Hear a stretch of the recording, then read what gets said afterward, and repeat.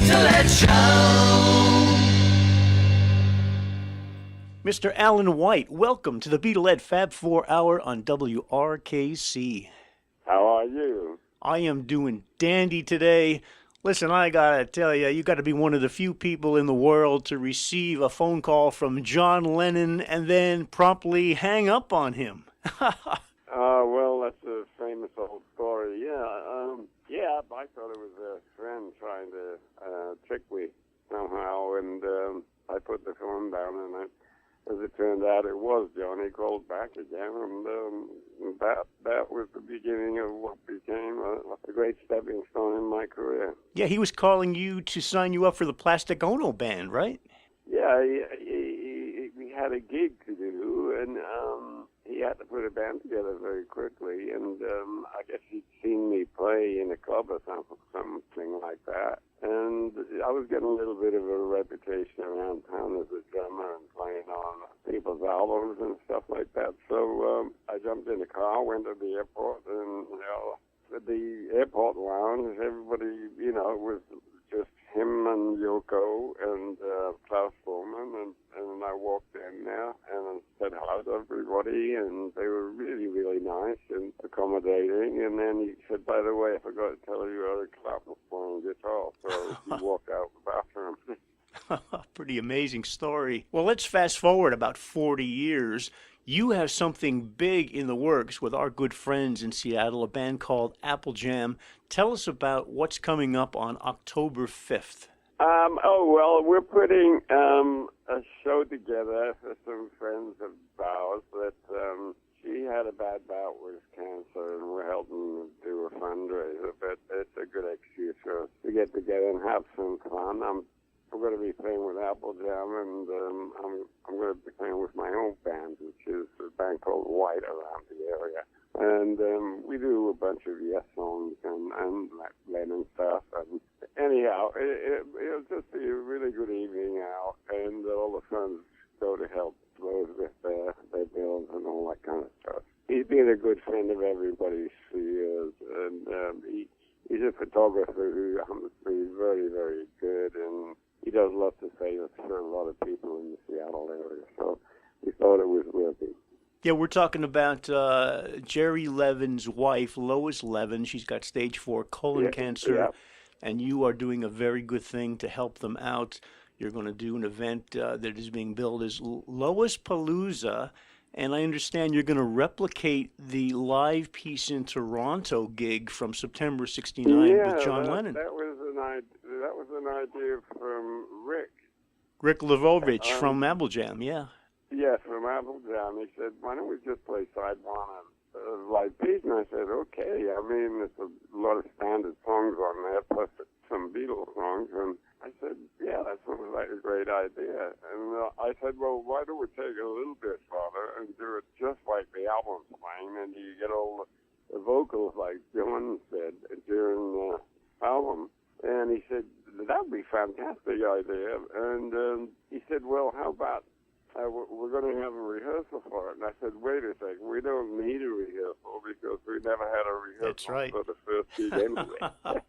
Well, the event is October 5th. It's at the Hard Rock Cafe in Seattle. Is anybody doing the Yoko part, or are you guys kind of just letting that one fall by the side? Yeah, there's a guy called Jeffrey Kessler who's going to be doing them on electric violin. Wow. He's a known player around the area. He's a very, very good player. And he's going to be doing the Yoko part, yeah.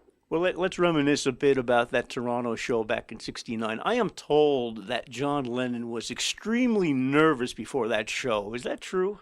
Yeah, well, it was the first live concert show he'd done since the Beatles breakup, and he wanted it to be really good.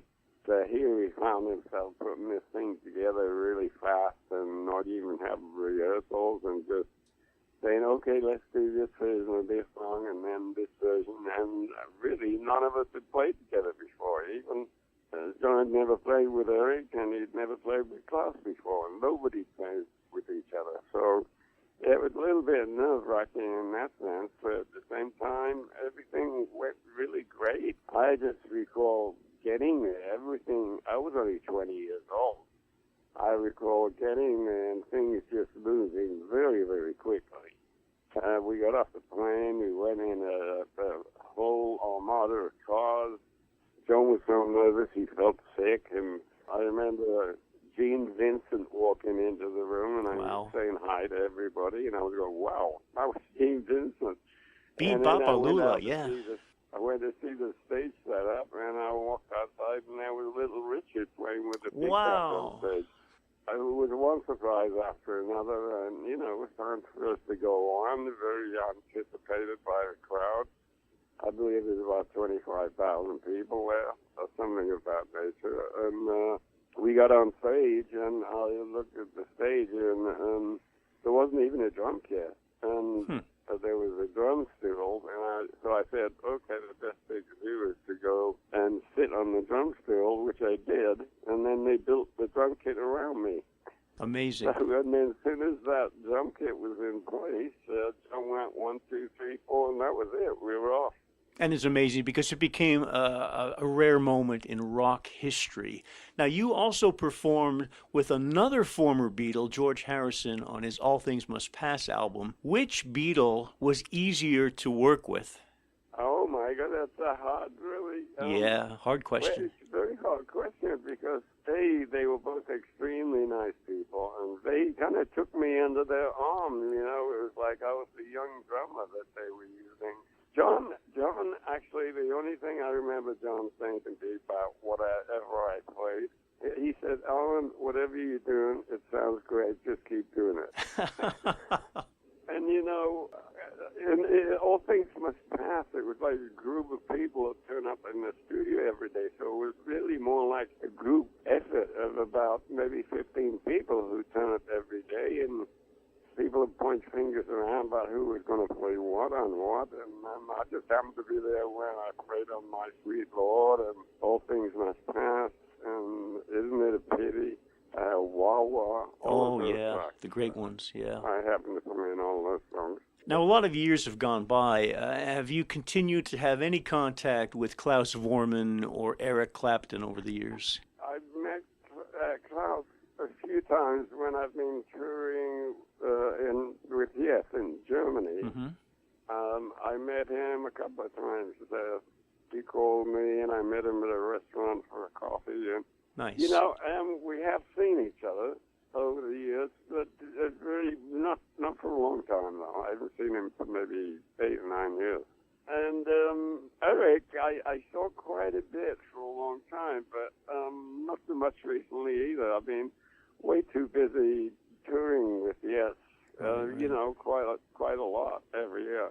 You're listening to the Beatledd Fab 4 Hour on 88.5. We're speaking with the legendary Alan White, former drummer for the Plastic Ono Band and the band Yes. Yes was recently inducted into the Rock and Roll Hall of Fame.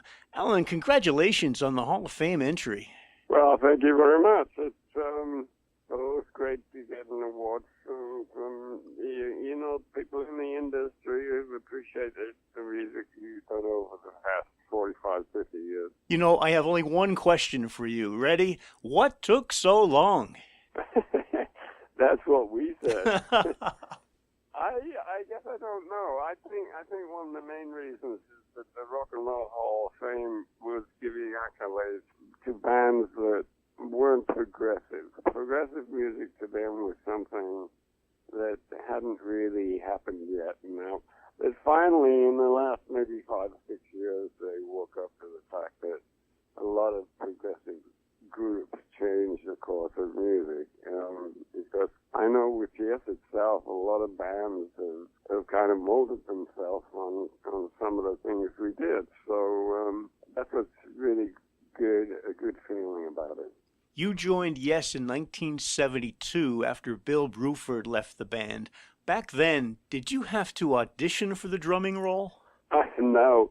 I was actually sharing an apartment with Eddie Office, who did the band's first 3 or 4 albums. I just happened to go down to rehearsals one day. I was playing with Joe Cocker at the time. Oh. There was Jim Keltner and myself, who were playing with Joe Cocker, and we did a whole tour of Europe, but I was in London for a few days, and I was hanging out with Eddie, and I popped by with him into this basement of this sewing shop in the West End of London, and it was in a basement, a tiny little room with a bunch of equipment set up, and there was, Chris Squire and John Anderson, Rick Wakeman. I mean, everybody was in the room rehearsing music, and they were actually rehearsing for the album Close to the Edge. Bill Bruford was already in the process of forming King Crimson with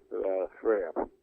And he had to leave to go to a dinner that night, and they were all left just holding their instruments. And I had a band in the English countryside that was very kind of progressive as well. We used to play Zappa music, and we'd write really kind of forward-thinking music with different time signatures. So my train of thought as a musician was getting used to playing odd time signatures, but really keeping it like funky and making it swing too at the same time, not so jazzy. They were all stood there holding their instruments, like looking a bit lost. And Eddie said, "Well, I'm going to play this kind of stuff. Why don't you sit in with me?" So I sat in with a band at rehearsal, and I played Siberian Couture. And everybody went, "Whoa, this guy's pretty good, I guess." I must have left a mark in their minds. So when Bill actually left the band after they'd done the album, they came to me and told me that, "Alan, you've got to join the band. We played with you before. We've seen you play on stage with Carcass. We want you to have a go join in the band." And John Anderson and Chris Squire said, "I'm probably going to throw you out the third-story window unless you say yes." And I said, "Well, look, let's do this. I'll give you guys 3 months to see if I'm enjoying it. You give me 3 months to see if you're enjoying it with me." Here I am. I've been around 45 years this year. Well, you kind of answered my next question. Yes did not typically record 2.5-minute pop songs. Their style was very unique. How did you approach your drumming with Yes, both then and now? Well, I told them, look, I don't play like Bill Bruford, but I can play the stuff he does, but I play it with a little bit more earthiness to it, whereas he plays it with a little bit more of a jazz style. And I think in their minds, it seemed like that's the way the band wanted to go, to make Yes music a little bit more arena rock style, which is what in fact happened over the next 10 years. We were playing huge arenas and playing kind of a rock show, but it was progressive music, and that changed the course of the band's history. Very interesting. Well, Alan, thank you for joining us tonight on the Beatledd Fab 4 Hour. I imagine, pun intended, that you and your band White and Apple Jam will be playing some Yes tunes on October 5th at the Seattle benefit, right? Yeah, and the first ride of Live Peace in Toronto, which will be quite exciting for me. Wonderful. Again, the event is called LOISPALOOZA, Live Peace in Seattle, a benefit for Lois Levin, who is battling stage 4 colon cancer. Lois and her husband, Jerry, a famous photographer, are longtime friends of Alan White. Alan, we have a lot of friends up there in Seattle online listeners, thanks to guys like Steve Rosetta and Rick Lavrovich from Apple Jam. We wish you the best, and Lois, too. Thank you, my friend, Mr. Alan White. We'll talk to you soon. Best of luck October 5th at the Hard Rock Cafe in Seattle. You're listening to the Beatledd Show.